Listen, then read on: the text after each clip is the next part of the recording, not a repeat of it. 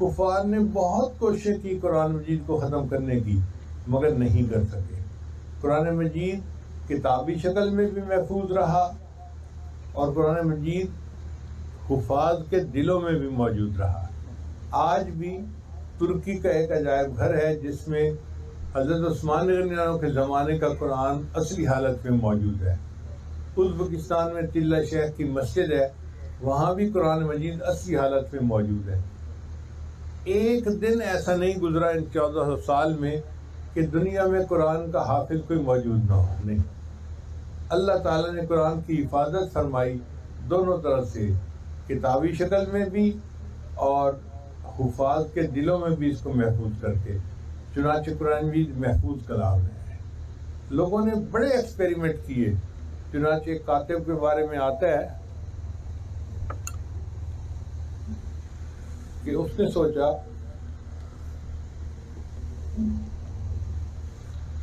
میرے پاس یہودی آتے ہیں، کہتے ہیں جی ہم سچے دین والے ہیں، عیسائی آتے ہیں کہتے ہیں جی ہم سچے دین والے ہیں، مسلمان آتے ہیں کہتے ہیں نہیں ہم سچے دین والے ہیں، تو مجھے کیا پتا کون سچے دین والا ہے، کیوں نہ میں اس کی تحقیق کروں۔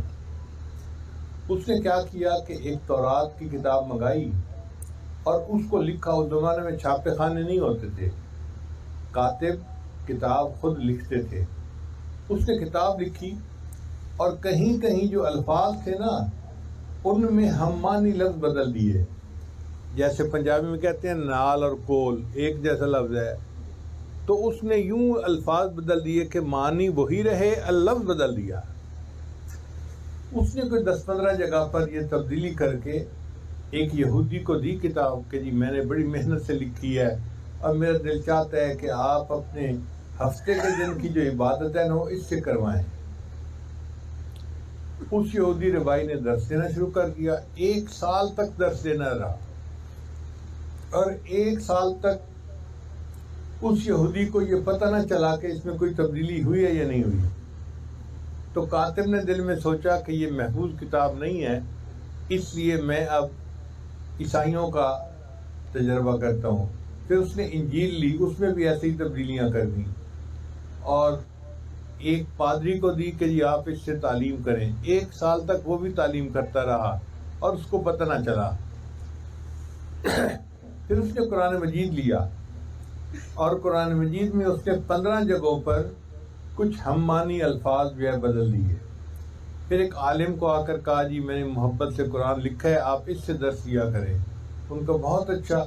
3 دن گزرے تو وہ عالم اس کاتب کے گھر آئے، سلام کیا، بھئی یہ قرآن آپ نے لکھا؟ جی میں نے لکھا۔ میں پوچھنے اس لیے آیا ہوں کہ آپ نے سوتے میں لکھا تھا یا جاگتے میں لکھا تھا؟ اس نے کہا بھئی جاگتے میں لکھا تھا۔ اس نے نہیں مجھے نہیں لگتا کہ تو نے جاگتے میں لکھا ہے، اس لیے کہ اس میں 15 جگہوں پر میں نے غلطیاں دیکھی ہیں۔ جہاں جہاں غلطی تھی اس نے نشاندہی کر دی۔ کاتب نے سوچا کہ یہ اللہ کی محفوظ کتاب ہے، چنانچہ وہ کلمہ پڑھ کے مسلمان ہو گیا۔ اور اس قسم کی بہت ساری تجربات کفر نے کی ہیں۔